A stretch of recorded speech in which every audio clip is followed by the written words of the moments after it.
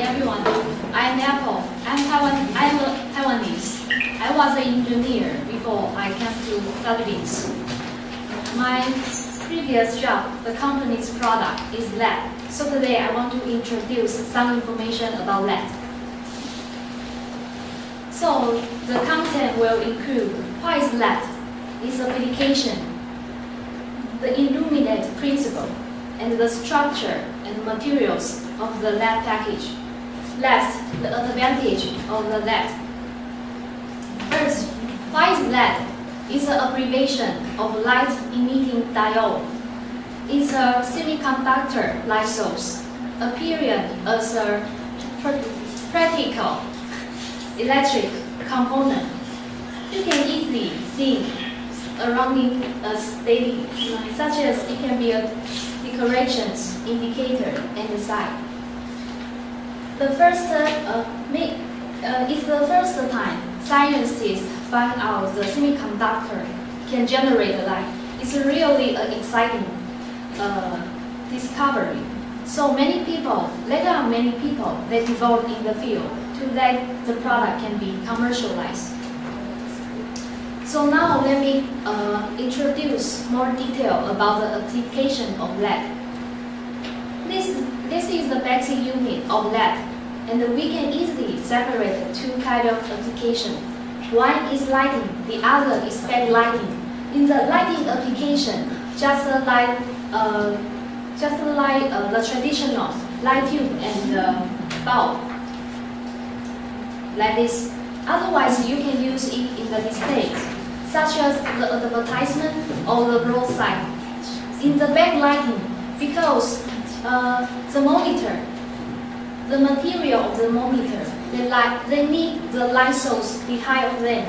So we call this kind of application backlighting. That's the reason why nowadays the monitor, the TV, the cell phone, and the notebook can become thin and smaller. And why the LED can generate a light? Why is the illuminate principle? We talked about before, the LED, the D means diode. This picture is a diode structure. Inside have two parts. One part we call it N-type, the other is P-type. In the N-type, it means negative. The P-type means positive.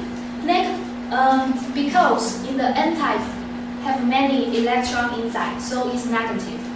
The positive side, because inside have no electrons, so it's positive. Normally, it cannot be conducted. The current cannot flow it. So, but if we give it a voltage, the electrons can remove from the N-type to the P-type, and the inside the electron and the E-hole can combine together.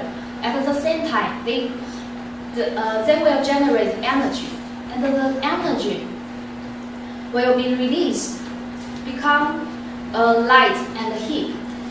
That's why the diode can generate light. Like this picture shows. Generally, it's a blue light and it's a pointed light. Now, maybe you will have some questions, such as, because the diode, it just can generate blue light, but our light tube and the bulbs usually are white and yellow. How can they become other colors? And the second one, by the way, we call this kind of diode chip, but it's very weak. So how can we protect it? So I'm going to show you the structure of LED that you will know it. This is the basic structure of LED. Inside have four major materials. The part one is chip. It's a blue light source. The second one is phosphor. The purpose of phosphor is it provides red and green light. The third one, encapsulated, it light blue. The purpose of blue is to protect the phosphor and the chip. The last one, different, is a container. So now let me show you more detail about the materials. Phosphor, we can look at the picture. phosphor can generate green and red light. It can mix with the blue light from the chip and generate white and yellow color. So phosphor decides the color temperature of our product. The second picture, you can see it. It's the appearance of phosphor. The upside is original type. It looks like a fat. The below one is emitting type. When the phosphor absorbs the light from the chip, the electron of the phosphor will jump into the exciting state. But actually, the exciting state is unstable. So the electrons will jump to the deep exciting state, and at the same time, they will generate they will emit the light. So that's the principle of the phosphor can generate light. So we call it photoluminescence. Usually, the phosphor should have a high reliability and a high light output.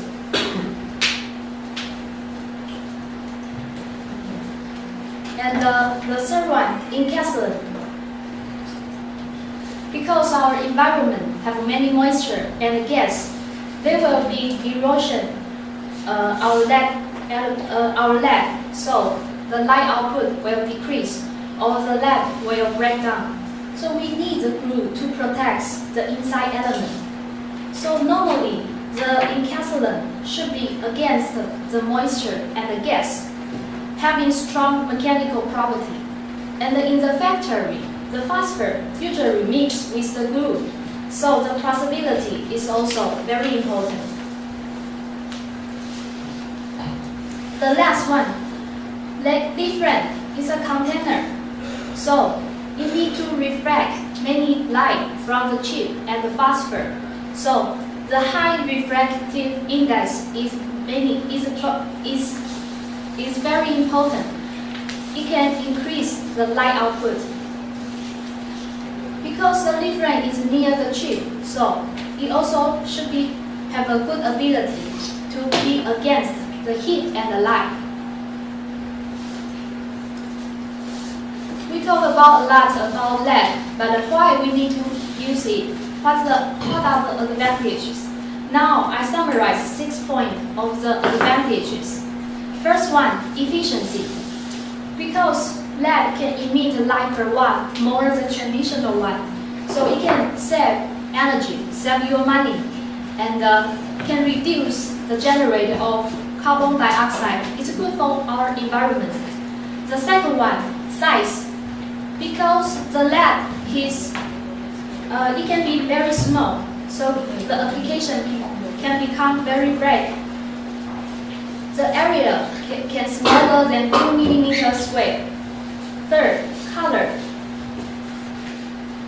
LED can emit light of an intended color without using any color filter, so it can become very convenient. The fourth, focus. LED can be light to the focus. Focus is light because the principle of heat generated light is a pointed light. The 5, lifetime. LED have a relatively long useful life. Compared to traditional one, it increased 3 to 4 times. The last one, shock resistance. Because it's a solid state component, so difficult to damage with external shock. That's all. Thank you for listening.